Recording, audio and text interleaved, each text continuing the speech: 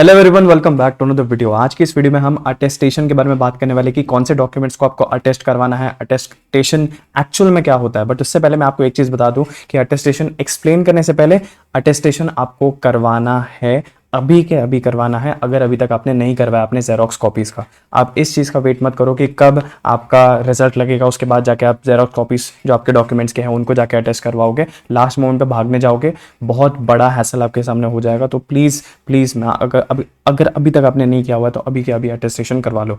तो अभी बताता हूँ मैं आपको एक्चुअल में अटेस्टेशन होता क्या है। तो अटेस्टेशन का मतलब ये होता है कि जैसे फॉर एग्जाम्पल आपको पता होगा कि महाराष्ट्र स्टेट में या फिर किसी भी स्टेट में जब आप डॉक्यूमेंट्स को अपलोड करते हो तो आप तब तो ओरिजिनल डॉक्यूमेंट अपलोड कर रहे हो, बराबर। बट जब आप एडमिशन के लिए जाते हो तो ओरिजिनल डॉक्यूमेंट के साथ साथ आपको जेरोक्स कॉपीज भी लगती है। जेरोक्स कॉपीज क्यों लगती है? बिकॉज कॉलेज जो है वो मांगता है आपके ओरिजिनल डॉक्यूमेंट्स और जेरोक्स कॉपीज भी, ठीक है। At the time of admission आप भले ही अपग्रेडेशन करने जाओ या फिर आप स्टेटस रिटेंशन फॉर्म भरने जाओ, ठीक है। अगर आप रिपोर्टिंग करने जा रहे हो तो आपको जेरोक्स कॉपीज भी लगेंगी आपके ओरिजिनल डॉक्यूमेंट्स का। तो अटेस्टेशन का मतलब ये होता है कि फॉर एग्जाम्पल ये आप आपके सामने यहाँ पे देख सकते हो कास्ट सर्टिफिकेट है, ठीक है। सपोज ये मेरा कास्ट सर्टिफिकेट जो है ना, इसको मैं कैसे प्रूव करूँ कि इसके यहाँ पे जो आप कास्ट सर्टिफिकेट का जो जेरोक्स कॉपी है कि ये दोनों जो है वो एक ही इसके। क्योंकि बहुत बार क्या हो सकता है कि अगर आपके पास फॉर एग्जांपल एक कास्ट सर्टिफिकेट है और दूसरा जो आपके पास मतलब उसी का जो जेरोक्स कॉपी है वो हो सकता है कुछ लोग जो है वो फोर्जिंग कर सकता है।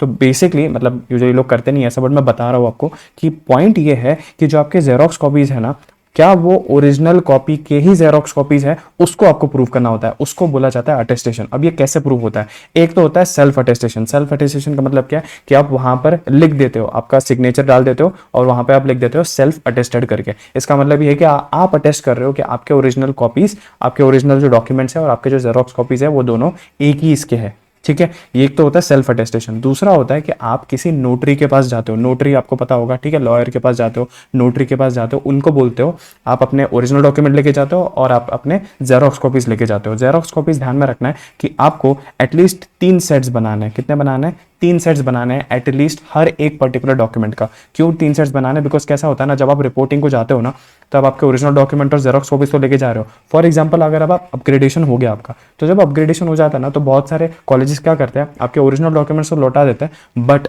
वो कभी कभी क्या करते हैं 3 सेट में से एक सेट जो है वो अपने पास रख लेते हैं और बाकी के 2 सेट आपको दे देते हैं, ठीक है। ओरिजिनल डॉक्यूमेंट्स आपको उसी के उसी टाइम पे मिल जाएंगे जब आप अपग्रेडेशन करने मतलब वापस से पिछले कॉलेज में जाके डॉक्यूमेंट लेने को जाओगे। बट हो सकता है कुछ कॉलेजेस जो है वो 3 सेट मांगे, उसमें से एक सेट वो रख भी ले सकते हैं, ठीक है। इसलिए बोला जाता है कि 3 सेट्स करना है और तीनों के तीनों सेट्स को यहाँ पे अटेस्टेशन करना है।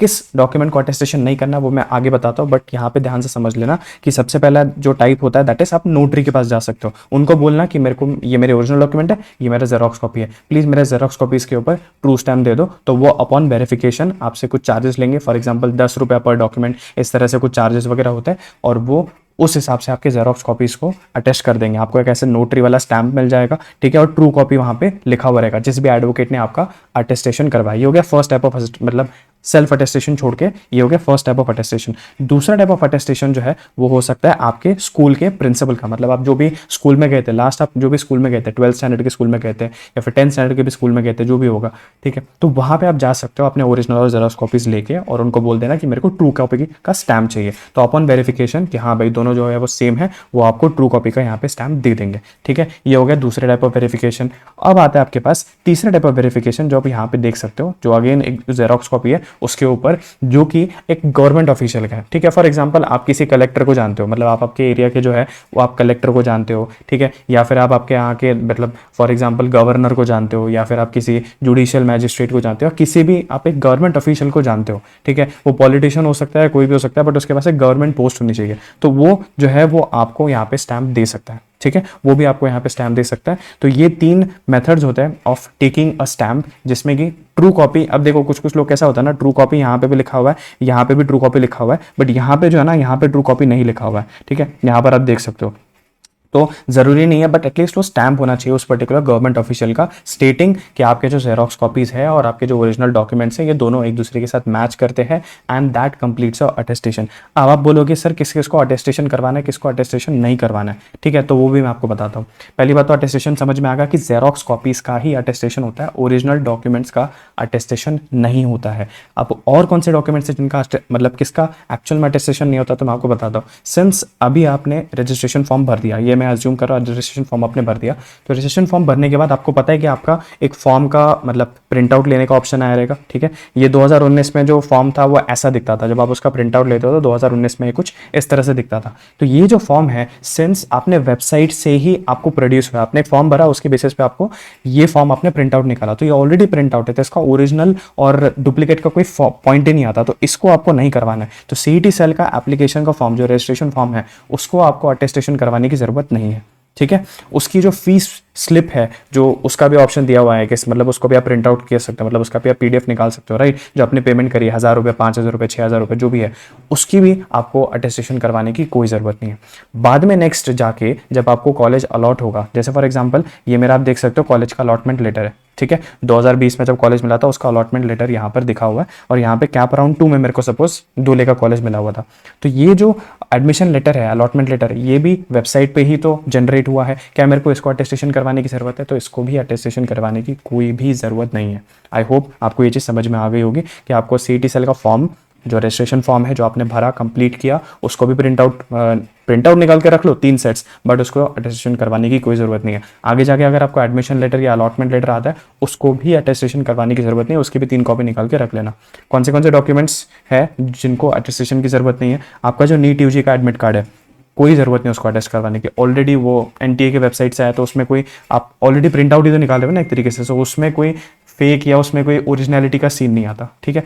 फिर उसके बाद आपके पास आता है नीट यूजी का एप्लीकेशन फॉर्म, ठीक है। जो नीट यूजी का एप्लीकेशन फॉर्म जो कुछ कॉलेजेस मांगते हैं या फिर at the time of admission अगर पूछा जाएगा, तो उसको भी आपको अटेस्टेशन नहीं करवाना है। नीट यूजी का जो स्कोर कार्ड है, अगेन वेबसाइट से जनरेटेड है, again you don't need to do attestation of it. Admission letter, allotment letter के मैंने बारे में आपको बता दिया, कोई ओरिजिनल फेक का सवाल नहीं आता, वो वेबसाइट जनरेटेड है, कोई अटेस्टेशन करवाने की जरूरत नहीं है। एंड सीईटी सेल का एप्लीकेशन फॉर्म या फिर फी रिसिप्ट, किस किस को अटेस्टेशन करवाना है? आपका कास्ट सर्टिफिकेट को आपको अटेस्टेशन करवाना है। कास्ट सर्टिफिकेट के जेरोक्स कॉपी को, प्लीज़ मेरी बात ध्यान से सुन लो, जेरोक्स कॉपीज को अटेस्टेशन करवाना होता है। बार बार रिपीट करो बिकॉज लोग आते हैं मेरे पास ये डाउट्स लेकर, ऐसे वाले भी, ठीक है। तो आपको कास्ट सर्टिफिकेट अगर आपका है उसको अटेस्टेशन करवाना है, कास्ट वैलिडिटी को करवाना है, एनसीएल सर्टिफिकेट को करवाना है, ईडब्ल्यूएस को बिलोंग करते हो तो ईडब्ल्यूएस का जो स्टेट का सर्टिफिकेट है उसको आपको अटेस्टेशन करवाना है, ठीक है। आपका जो डोमिसाइल सर्टिफिकेट है उसको आपको अटेस्टेशन करवाना है। एलसी हो गया, ठीक है, एचएससी की मार्कशीट हो गई या फिर एसएससी का पासिंग सर्टिफिकेट हो गया, उसको आपको अटेस्टेशन करवाना पड़ेगा, ठीक है। आपका जो बर्थ सर्टिफिकेट अगर है, अगर आप वो यूज़ कर रहे हो तो उसको आपको अटेस्टेशन करवाना पड़ेगा। माइग्रेशन सर्टिफिकेट जो सीबीएसई ने आपको दिया है या फिर जिसने भी दिया हुआ है ऑफिशियल बॉडी, उसको आपको अटेस्टेशन वहाँ पे करवाना पड़ेगा अगर आप उसको यूज़ कर रहे हो तो, ठीक है। फिर उसके बाद माइनॉरिटी एफिडेविट जो हो गया, माइनॉरिटी एफिडेविट या फिर कोई भी आप एफिडेविट जो बनाओ ना, उसको अटेस्टेशन करवाने की जरूरत नहीं है। मैं एक पॉइंट यहाँ पे लिखना भूल गया, जो माइनॉरिटी एफिडेविट है या फिर गैप सर्टिफिकेट एफिडेविट है, उसको एज सच आपको करवाने की कोई ज़रूरत नहीं है as far as attestation is concern. But मैं रिकमेंड करूँगा कि गैप सर्टिफिकेट जो है उसका आप अटेस्टेशन करवा सकते हो, बट थिंग इज कि उस पर ऑलरेडी स्टैम्प पेपर पर लिखा हुआ है, ठीक है। तो उसका आप मोस्टली कोई चेंज तो कर नहीं सकते कि जेरोक्स और ओरिजिनल को कोई एज सच फर्क नहीं पड़ता, but I would still recommend that कि गैप सर्टिफिकेट, गैप एफिडेविट जो होता है उसको आप करवा सकते हो, ठीक है। उसका आप अटेस्टेशन करवा सकते हो, बट इतना आपको क्लैरिटी होना चाहिए, ये 5 चीज़ों का जो आपके सामने स्क्रीन पर दिख रहा है उनको आपको अटेस्टेशन करवाने की कोई ज़रूरत नहीं है। वो वेबसाइट जनरेटेड चीज़ें हैं, जो वेबसाइट जनरेटेड चीज़ें नहीं हैं उनको आपको अटेस्टेशन जो है वो डेफिनेटली करवा लेना, ये चीज़ ध्यान में रख लेना। अटेस्टेशन का मतलब समझ में आ गया आपको, ठीक है। आई होप ये वीडियो आपको हेल्पफुल लगा होगा, अटेस्टेशन के बारे में सारे डाउट्स जो है वो आपके क्लियर होकर रहेंगे। और अगर मेरा चैनल आप फॉलो नहीं करते हो, उसमें मैंने एक चीज़ भी बता के रखा हुआ है, बहुत लोगों को डाउट था कि आप कौन सा नंबर हमें भरना है, बारकोड नंबर क्या होता है, क्या नंबर होता है। देखो यहाँ पे बहुत सारे सर्टिफिकेट्स में, मतलब जो ऑनलाइन जनरेटेड सर्टिफिकेट्स है ना, उनमें यहाँ पर आप देख सकते हो कि आपको ये एक बारकोड ऊपर दिख रहा होगा, ठीक है। तो ये बारकोड के नीचे ना एक नंबर लिखा हुआ रहता है, मैंने तो यहाँ पे हाइड कर दिया। तो बारकोड जहाँ पे भी पूछ रहा है ना कि बारकोड डालो करके, तो ये बारकोड के नीचे एक नंबर होता है, वो आपको वहाँ पे फिल कर देना, छोटे छोटे अक्षरों में लिखा हुआ रहता है, ठीक है। कास्ट सर्टिफिकेट के लिए भी बारकोड नंबर मांगता है, डोमिसाइल सर्टिफिकेट के लिए भी वो caste that is barcode number मांगता है। दूसरा आपको पूछता है दैट इज कास्ट सर्टिफिकेट का नंबर क्या है, क्या कास्ट सर्टिफिकेट नंबर हमको डालना है। तो ये जो आउटवर्ड नंबर है ना, उसमें आपको इस चीज़ को आपको कास्ट सर्टिफिकेट नंबर के अंदर डालना होता है। कास्ट वैलिडिटी की जहाँ तक बात आती है तो वहाँ पे वीसी नंबर होता है, ठीक है। ऊपर की तरफ यहाँ पे वीसी नंबर लिखा हुआ रहता है, वो आपको वैलिडिटी के अंदर डालना है, ठीक है। अगर आपका एक पुराना डॉक्यूमेंट है जहाँ पे बारकोड अवेलेबिलिटी नहीं है, अभी के टाइम पे सारे डॉक्यूमेंट्स के पास होता है, बट जो पहले निकाले हुए, जिन्होंने कास्ट की सर्टिफिकेट या कुछ भी पहले निकाला हुआ है बहुत पहले, तो उस केस में बारकोड अगर अवेलेबल नहीं है तो कोई प्रॉब्लम नहीं है। बारकोड का इतना इंपॉर्टेंस है नहीं। अगर आप अभी डाल नहीं पा रहे हो बार कोड, कोई प्रॉब्लम नहीं है, ठीक है, इतना टेंशन लेने की कोई ज़रूरत नहीं उसमें, ठीक है। कास्ट सर्टिफिकेट का नंबर समझ में आएगा। कास्ट वैलिडिटी मतलब कास्ट वैलिडिटी में वीसी नंबर आपको डालना है यहाँ पे। अगर कुछ गलत कर भी देते हो तो इतना ज़्यादा टेंशन लेने की उसमें ज़रूरत नहीं है, ठीक है। यहाँ पे बार कोड देख सकते हो, ये बार कोड का नंबर नीचे लिखा हुआ छोटा सा, आई होप ये दिख रहा होगा आपको, उसको आपको वहाँ पे फिल कर देना। अगर आप फिल करना चाहते हो तो करो, नहीं करना है तो मत भी करो, इतना कोई बहुत बड़ा वहाँ पे आपको प्रॉब्लम यहाँ पे नहीं आने वाला है। I hope this is very much clear. And अगला वीडियो जो होगा वो सीधा SML जब आएगी तो उसके बारे में डिस्कशन डेफिनेटली होगा। कुछ मैंने आपके सामने, मतलब मैंने आपके लिए यहाँ पे पॉइंट्स जो है वो एनालिसिस के लिए करके रखे हुए, तो वो तब मैं उस पर्टिकुलर वीडियो में डिस्कस करूँगा। मैं मिलता हूँ आपसे अगली वीडियो में। Till then, bye bye.